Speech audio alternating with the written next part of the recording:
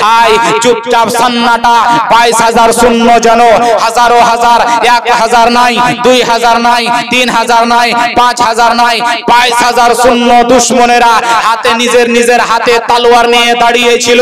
ইমামে হুসেনের ছেলে হযরতে আলী আকবর শহীদ শবীহে পেগম্বর যখনই হাতে তলোয়ার নিয়ে নেজা নিয়ে ভাই আলী আকবর যখন ঘোড়াকে নিয়ে 22,000 সৈন্যদের সামনে দাখিল হয়েছিলেন, তো আলী আকবরের ভয়ে, আলী আকবরের ডরের ওই 22,000 ভাই ব্রাদার বন্ধুগণ যেমন ছাগলকে বাঘ তাড়া করে আর ছাগল পালায়, তা বাঘ তাড়া করে আর ছাগল পালিয়ে যায়, সেই মতো হযরতে আলী আকবরের ভয়ে 22,000 সৈন্য যেন লড়ো বড় হয়ে সরে পালিয়ে গিয়েছিল। বলুন সুবহানাল্লাহ।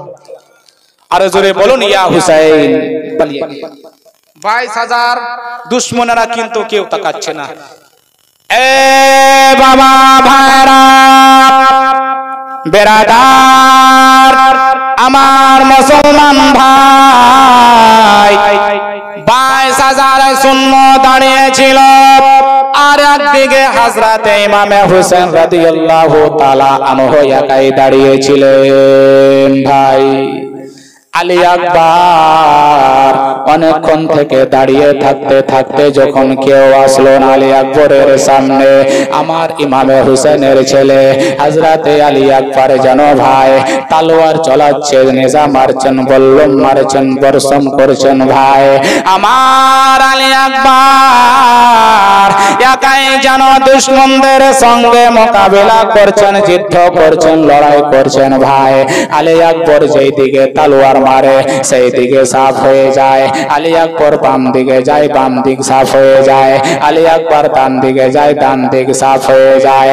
এ বাবা ভাইরা হযরতে আলী আকবর এই করে করে যেন অনেককে জাহান্নামে পাঠিয়ে দিয়েছিলেন। ভাই কত আসলো কত গেল, এই করতে করতে আলী আকবর একাই আর কত তাদের সঙ্গে মোকাবিলা করতেন, কত তাদের সঙ্গে যেন একাই যুদ্ধ করতেন, লড়াই করতেন। আলী আকবর যেন ক্লান্ত হয়ে গিয়েছিলেন, আলী আকবর যেন কমজোর হয়ে গিয়েছিলেন, উত্তপ্ত রোদ্রে আর একাই কতক্ষণ যুদ্ধ করতেন। এ ভাইরা আমার আলী আকবর যেন যুদ্ধ করতে করতে যেন ভিতর ফেটে গিয়েছিল, অন্তর ফেটে গিয়েছিল, ভিতর শুকিয়ে গিয়েছিল।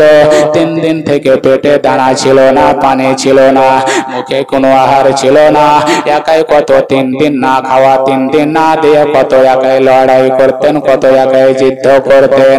এ বাবা ভাইরা আমার আলী আকবর, আমার হুসেনের ছেলে 18 বছরের আলী আকবর শহীদ শবীহে পেগম্বর, এই করতে করতে যেন আলী আকবর ইমামে হুসেনকে বলেছিলেন, হে আব্বা জান, হে আমার আব্বা জান, আমার বুকটা ফেটে যায়, কলেজা ফেটে যায়, আমি আর যুদ্ধ করতে পারি না, পিপাসায় বুক ফেটে যায়, পিপাসায় সিনা জ্বলে যায়, ওগো আব্বা আমাকে পানি দিয়ে দেন, আমাকে জল দিয়ে দেন। আলী আকবর কি ইমামে হুসেন যেন বলেছিলেন, হে বেটা আলী আকবর রে, কোথায় থেকে তোমাকে পানি দিব, কোথায় থেকে তোমাকে দানা দেব, আমাদের পেটে তো 3 দিন থেকে পানি নাই, দানা নাই, কোন রকমের আহার নাই, ছোট ছোট বাচ্চারা শুকিয়ে গিয়েছে, মরছে গিয়েছে, প্রত্যেকের যেন ভিতর ফেটে গিয়েছে। এ আলী আকবর রে, আমার হুসেন যেন আলী আকবরকে বলেছিলেন, হে বেটা আলী আকবর আসো আসো, তাড়াতাড়ি করে এসো, আমার দিকে আসো। এবারে আলী আকবর যেন ইমামে হুসেনের কাছে চলে গেলেন। আমার ইমামে হুসেনের কাছে যেন একটা আংটি ছিল, ওই আংটি খানা যেন হযরতে আলী আকবর ইমামে হুসেন দিয়ে দিলেন। দেওয়ার পরে বলেছিলেন, ওরে আলী আকবর তাড়াতাড়ি করে তুমি এই আংটি খানা তুমি নিজের মুখে রেখে নাও, তুমি নিজের মুখে ভরে নাও, এ আল্লাহ যদি চায় তাকে রক্ষা করবে, তাকে তুমি সন্তুষ্ট হয়ে যাবে। এ বাবা, এ আমার আব্বা জানেরা, আমার মা বোনেরা, আপনারা জানেন পানির কাজ কি আর ওই ঢালে হয় কিংবা কোনো ওষুধে হয় কিংবা কোনো আংটিতে হয়? না, না, হতে পারে না। আলী আকবরকে ইমাম হোসেন বলেছিলেন, ওরে বেটা আলী আকবর, তোমাকে পানি পান করতে হবে না, তোমাকে পানি পান করতে হবে না, একটু তুমি জবরদস্ত করো, তুমি সহ্য করো, অল্পটুকু পরে কিছুক্ষণ সময়ের মধ্যে আমার নানা জান তোমাদের জন্য হাউজে কাউসার নিয়ে দাঁড়িয়ে রয়েছে। এ বেটা আলী আকবর, যা বেটা, তাড়াতাড়ি করে যা,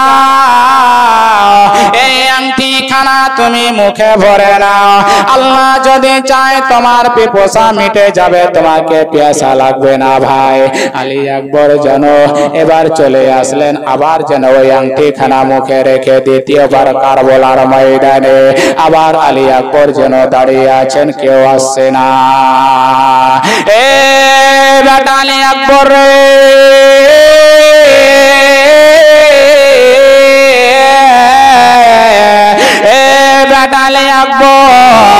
তুমি চিন্তা করিও না, আমার আব্বা জান, আমার ও সন্তান, আমার লাগতে জিগার, আমার কলেজার টুকরো, এরে আমার বেটা আলী আকবর রে, কিছুক্ষণ পরের মধ্যে তোমরা আমার নানা জানের দ্বারাই নিজের হাতে হাউজে কাউসার পান করবে, তাড়াতাড়ি করে যাও, আর তুমি আবার দুশমনদের সামনে যেয়ে তাদের সঙ্গে মোকাবিলা করো।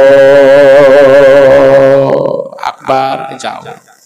হযরতে আলী আকবর দ্বিতীয়বার যেন কারবালায় আসলেন। ভাই দেখেন 18 বছরের হিম্মত, কত তাকত হযরতে আলীর শেরে খোদার শের, হযরতে আলীর ছেলে ইমামে হুসাইন, তার ছেলে হলেন হযরতে আলী আকবর।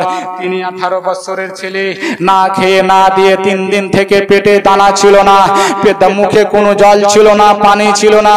আলী আকবর যেন দাঁড়িয়েছিলেন। ভাই আবার ইবনে আমর ইবনে সাদ বলেছিল, এ আমার সৈন্যরা ও আমার দলের লোকেরা, দেখো এই আলী আকবর অনেককে কেটে জাহান্নামে পাঠিয়ে দিয়েছে। আবার আলী আকবর দ্বিতীয়বার কারবালার ময়দানে রওনা হয়ে গেছে, আবার চলে এসেছে, তাকে তোমরা ছাড়িও না। ভাই আমার আলী আকবর কত আর একাই লড়তেন। ইমামে হুসেনের ছেলের পেটে কোনো দানা ছিল না, পানি ছিল না। ওই দুষ্ট ওই আমর ইবনে সাদ বলেছিল, ওরে দুশমনেরা, ওরে আমর ইবনে সাদ বলেছিল, ওরে ইয়াজিদের লোকেরা, ওই ওবাইদুল্লাহ ইবনে জিয়াদের লোকেরা, শুনো শুনো, যদি ইমামে হুসেনের ছেলে আলী আকবরকে যদি শহীদ করতে চাও, আলী আকবরকে যদি কালান্ত করতে চাও, আলী আকবরকে যদি মারতে চাও, তার সঙ্গে তোমরা কেউ একাই যাবে না, একাই কেউ তার সঙ্গে যে দাঁড়াবে না, তার সামনে একাই কেউ যাবে না। ভাই আলী আকবর যেতে গেলে কেউ কে বেঁচে রাখবে না, কেউ দুনিয়াতে থাকবে না। ভাই হযরতে আলী আকবর যেন আবার বলেছিলেন, ও দুশমনেরা আসো, আবার এক আসছে, এক যাচ্ছে, এক আসলো, দ্বিতীয় আসলো, তৃতীয় আসলো, কত না আসলো। ইমামে হুসেনের ছেলে আলী আকবরের সামনে কেউ পাতা পাচ্ছে না, গাজার মুলির মতো আলী আকবর একাই কেটে যাচ্ছেন। ভাই আমর ইবনে সাদ বলেছিল, ওরে আমার লোকেরা শুনো, আমর ইবনে সাদ বলেছিল, শুনো, তাড়াতাড়ি করে শুনো, চতুর্দিক থেকে তীর মারো, বল্লম নিক্ষেপ করো, তীর মারো, বল্লম মারো, বর্ষা মারো, নিজা মারো, এই করে করে ইমামে হুসেনের ছেলে আলী আকবরকে কালান্ত করে দাও। ভাই এই করে যেন চতুর্দিক থেকে যেন আলী আকবরের শরীরে তীর আসতে লাগলো, তীর আসতে লাগলো। আস্তে আস্তে আমার আলী আকবর শহীদ শবিহে পয়গম্বর ঘোড়ার উপরে সওয়ার ছিলেন। ভাই এমন ভাবে ওই দুশমনেরা একসঙ্গে হাজারো হাজার তীর মারতে নাই। আমার আলী আকবর যেন এই দুনিয়া থেকে হাজারো হাজার তীরখানা খাওয়ার পরে যেন আমার আলী আকবর শহীদ হয়ে গেলেন। পড়ুন ইন্না লিল্লাহি ওয়া ইন্না ইলাইহি রাজিউন। কে ছিলে ভাই? এবারে আমার ইমামে হুসাইন রাদিয়াল্লাহু তাআলা আনহুর আলী আকবর 18 বছরের ছেলে শহীদ হয়ে গিয়েছিলেন। ভাই বেরাদার বন্ধুগণ, এবারে দুশমনেরা মনে মনে ভাবলো, আমরা তো হুসেনের ছেলেকে কেটে দিলাম, তাকে আমরা শহীদ করে দিলাম, আমাদের স্লোগান হবে আমরা জিতে গেলাম। কিন্তু ভাই বেরাদার না, আসলে দেখতে লাগে ইমামে হুসেনের ছেলে শহীদ হয়ে গিয়েছে, না না সেইটা না, আসলে ওনারাই জীবিত ভাই।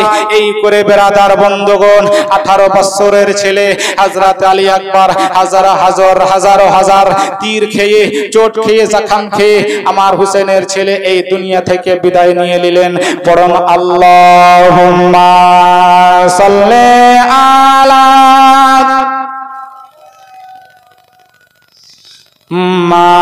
মাওলানা মুহাম্মদ ওয়া আলা আলি সাইয়্যিদিনা মাওলানা